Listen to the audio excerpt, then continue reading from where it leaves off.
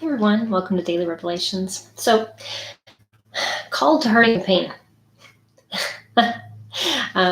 and failure. What are we talking about? We're talking about two prophets that God called, specifically called them, and then let them fail through their entire lives, or what the world seemed to look like later. And probably they questioned a lot of times their sanity in doing what God had called them to do. But they kept going on. And that is the lesson we need to learn. It calls us to something. Do we gauge the success of our obedience on worldly prosperity and it working out to our own good? Or do we say, I trust and I have faith that my obedience is working out for God's better good, for the eternal plan He has that I just can't see, and I never will in my life. So who are these prophets? So the first prophet is Isaiah. And there's a scripture verse in Isaiah 6 that we all know. But the problem is we don't often quote what comes after that. So in Isaiah 6, it says, whom shall I send? Who will go for me? Of course, this is God. And Isaiah is saying, send me, I'll go.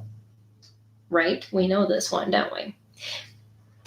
What does God tell Isaiah after that? There's where the true faith kicks in. He didn't have his mission when God called him. He was willing. He faced God and he said, I'm a man of unclean lips. I live among people of unclean lips. We are rotten to the core, especially when I compare myself to what I'm looking at right now, and that's God. And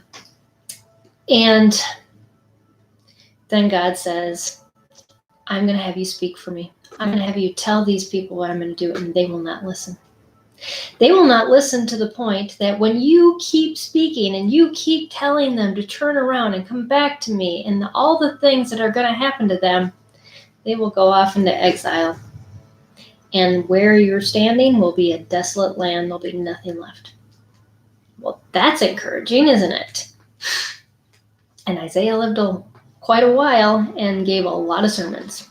We know because his book is very lengthy. Yeah, that's hard. Because was he obedient? Yes. God was speaking to him. He was doing what he was called to do. And yet, his ministry did not change people. At least it didn't change people for a long time.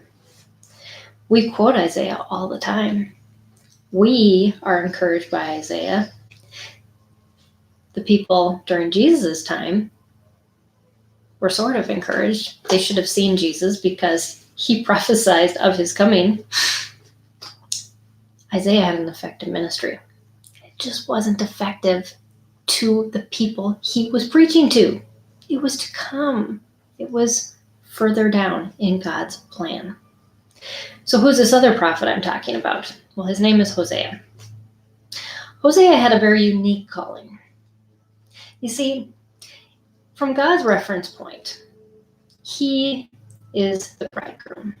And the church at that time, his first love, Israel, is his bride. And his bride and worshipped, and I think I wrote in my notes that they were seeking their own pleasure. They wanted to do things that gave them a reward from worshiping, not that it brought them closer to a God that they feared so greatly and that they truly did not understand enough to love because they didn't allow themselves to get close enough. And so they stayed in those safe places and pursued those safe gods. And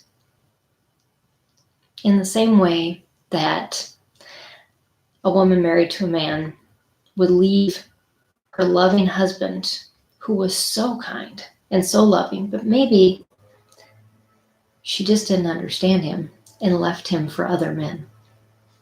Hosea was called, as part of his ministry, to marry a harlot. a prostitute, to have children with her, to be an example to the people around him of what they were doing in their relationship with God. And it was bound to fail. He was told it was bound to fail. This is what happens. And so in Hosea 1, we learn about these children that he has. And the children that they're named, basically, the first one is Israel is going to be destroyed. Now, at this point, Israel and Judah were two separate kingdoms. So Israel is the one that was bad, always bad. And God said, enough of the bad. You're gone. You're going into exile because you need a time. Then there was Judah. Judah went back and forth. They tried, and then they tried, and then they didn't. And they had kings that led them in the right way, and then kings that didn't. So what he said is, Judah, you're following the same path. It just maybe isn't as bad. I'm not going to have you taken over by wars or destroyed, but you're going into exile too. You need a timeout. In your timeouts, now, this third child that was named was that in my absence, when I pull back from you, you, two kingdoms, will be rejoined. You will realize the thing you have in common, and that's me. And you will come back to me. And so Hosea's life, his children, his wife, who he ends up going to another man to buy back because she sold herself in prostitution again. And he shows that God's love, just like Jesus redeemed himself on the cross for us through a payment that we could not pay, in restoring that relationship once again. And so, is it really a call to failure when what God asks us to do, we see no fruit of in our lives? No, it's not. We can get so down on thinking, I did everything right.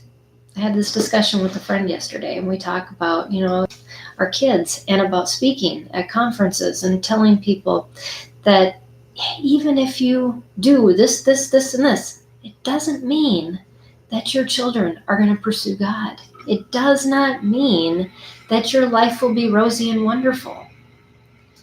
It does mean that you will grow closer to God. And that is what God calls us to do. And so it's not failure, really.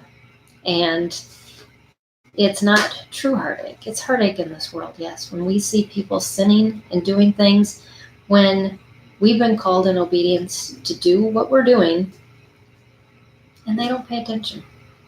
They don't see God. And that's hard. But our call alone is our own relationship with God. We can't control what other people do around us.